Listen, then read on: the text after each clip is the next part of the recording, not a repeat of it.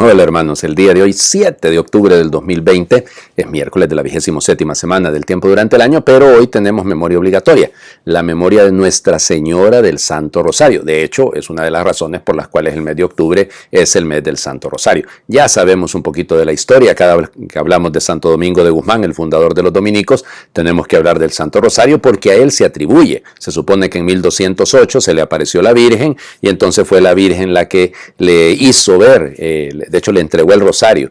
La práctica, miren, realmente procede, hay que ser honestos, del hecho de que la gente, los laicos en general, que admiraban a los monjes que rezaban los 150 salmos, entonces querían ellos también rezar un equivalente y por eso entonces los misterios, lógico, los originales, ¿no? Gozosos, dolorosos y gloriosos, si ustedes lo suman, son 150 Aves Marías. Entonces, más o menos en esa línea era que se le permitía al pueblo llano, llamémosle así, para que pudiese acercarse a través de la vida de la oración. Y entonces se fue, de hecho, en ese momento Santo Domingo Guzmán estaba combatiendo a los albigenses, que eran una herejía, ¿no? Ahí en el sur, por la ciudad de Albi, en el sur de Francia. Y él fue el que empezó a motivar a los soldados y a todo mundo para que rezaran el rosario. Y con el rosario se ganó esa batalla en contra de los albigenses. Luego, pues se había perdido un poquito el asunto de la devoción al Santísimo Rosario. Y en el siglo XV, en el siglo XVI, de hecho, sobre todo, vuelve a nacer, aparece lo de las 15 promesas de la Virgen a quienes recen el Santo Rosario. Y luego, sobre todo, el 7 de octubre de 1571, el Papa había mandado a toda la cristiandad a orar, no se sabía exactamente la fecha, ¿no? Pero el 7 de octubre de 1571 fue la batalla de Lepanto y en esa batalla, pues gracias a Dios se detuvo el avance de los turcos, el avance de los musulmanes y con eso pues se salvó la cristiandad. Entonces por eso el Papa decidió que ese día, el 7 de octubre, se iba a celebrar la fiesta del Santo Rosario. Solo que se volvió fiesta universal posteriormente, más adelante en el siglo XVIII.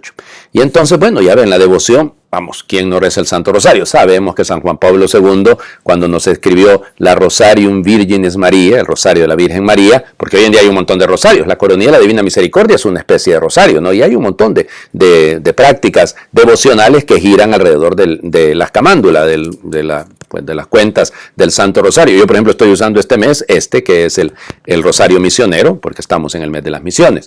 En fin. El Papa añadió los misterios luminosos y entonces los que rezamos mañana, todos los jueves, pues. En fin, es una devoción, una práctica hermosa.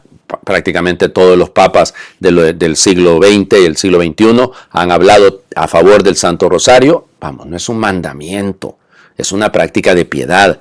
Pero hombre, el que no la recomienda es que no ha entendido entonces lo que significa orar. Y orar de la mano de la Madre del Señor, que significa meditar los misterios. No es repetir Padres Nuestros y Aves Marías, es estar en la presencia del Señor contemplando su actuar, contemplando lo que Él ha hecho por nosotros, la historia que Él ha escrito con nosotros. Bueno, vamos a las lecturas del día de hoy. En algunas partes, lógico, se utilizarán las lecturas propias de la fiesta, por ejemplo en Guatemala, que es fiesta para ellos porque su patrona es Nuestra Señora del Santo Rosario, entonces está bien, ahí se hacen, pero el resto del mundo lo tomamos como una memoria obligatoria, oraciones propias, pero las lecturas son las de hoy miércoles de la 27ª semana del tiempo ordinario. Vamos, seguimos en la carta a los Gálatas. Pablo sigue defendiéndose, capítulo 2, versículos del 1 al 2 y se salta del 7 al 14.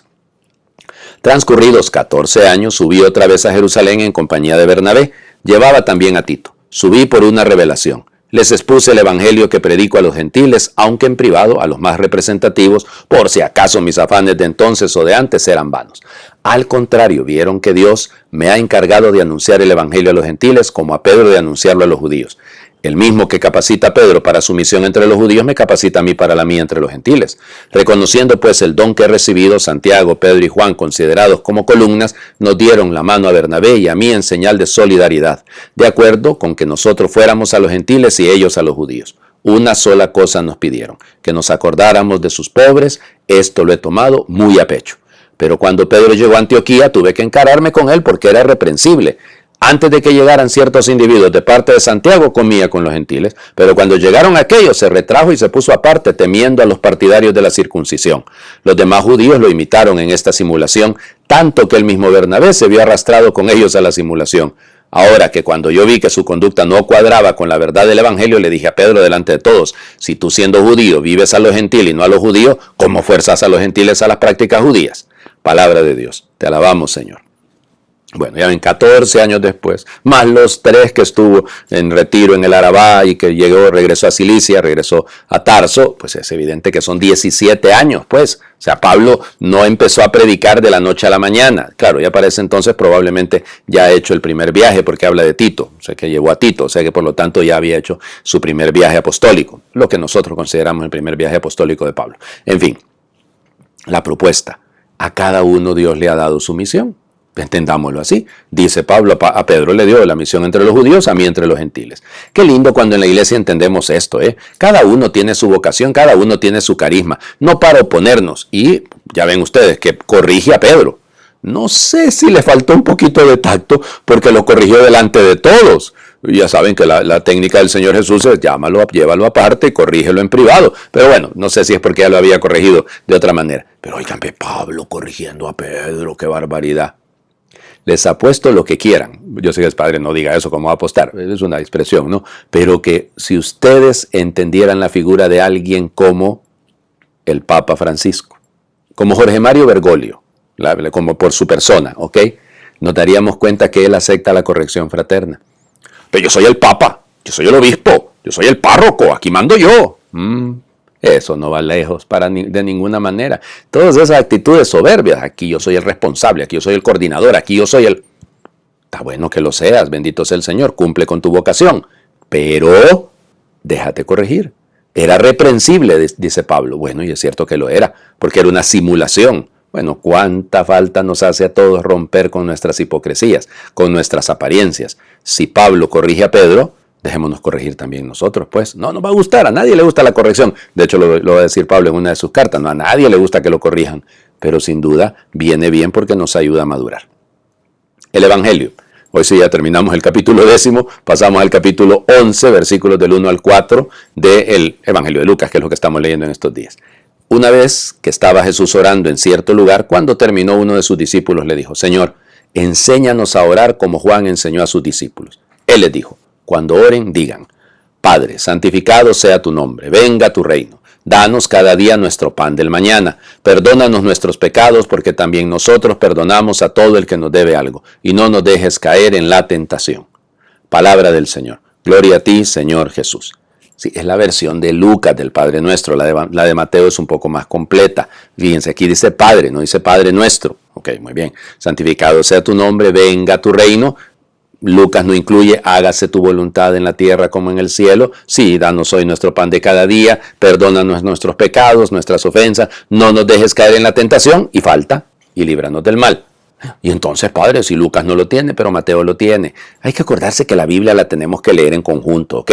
Y entonces es la iglesia la que nos enseñó a rezar el Padre Nuestro. Una cosa es la versión de Lucas, otra versión la de Mateo.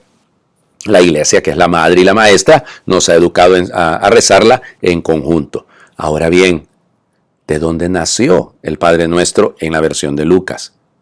Los discípulos vieron a Jesús orar y le pidieron, ¿cómo oraría el Señor Jesús? Que daba ganas de orar. La gente cuando nos ve orando en el templo, orando en los grupos, le dará ganas de orar. O dirá, este tipo farsante que ahí está rezando, pero ay Dios mío, si es la cola del diablo.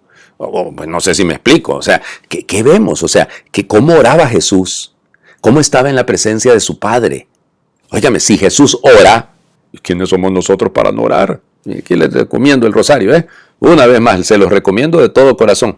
Yo no dejo de rezar ningún día el Santo Rosario. Y a veces varios rosarios, cuando me lo permite, evidentemente la salud y el tiempo. Yo me fijo en San Juan Pablo II. Se dice que rezaba 10 rosarios diarios. El Padre Pío rezaba cualquier... Y me van a mirar, bueno, de hecho no 10 rosarios. Rezaba el rosario completo. O sea, lo rezaba todos los misterios. San Juan Pablo II. Ay, San Juan Pablo II no tenía nada que hacer, ese pobre hombre. Había que buscarle oficio. No, o sea, si tiene tiempo es porque ama. Uno siempre tiene tiempo para lo que ama. Si usted quiere orar es porque ama. Y si no ama, pues no ora. Así de sencillo. Bueno, me quedé un poquito pensando ¿Qué oración hacer al final? Pues sí, hemos hecho el Padre Nuestro, que es una oración, pero como es Día del Santo Rosario, les propongo, no que hagamos el Santo Rosario, no se preocupen, porque sería bueno que nos acompañaran en el momento que corresponde, ¿no? Pero hacer es una oración que es muy popular, que es la oración que se propone, algunas de las oraciones propuestas, al final del rezo del Santo Rosario. No estamos terminando el Rosario, pero vale la pena que la recordemos por lo que sintetiza. Oh Dios, cuyo Hijo unigénito por su vida, muerte y resurrección nos ha merecido el premio de la bienaventuranza eterna, concédenos a quienes meditamos los misterios del Santísimo Rosario de la Virgen María, imitar lo que en ellos se contiene y alcanzar lo que prometen. Por el mismo Jesucristo nuestro Señor. Amén. Y por intercesión de Nuestra Señora del Santo Rosario, les bendiga a Dios, que es Padre, Hijo y Espíritu Santo, y su bendición descienda y les acompañe siempre. Que estén bien. Feliz miércoles para todos.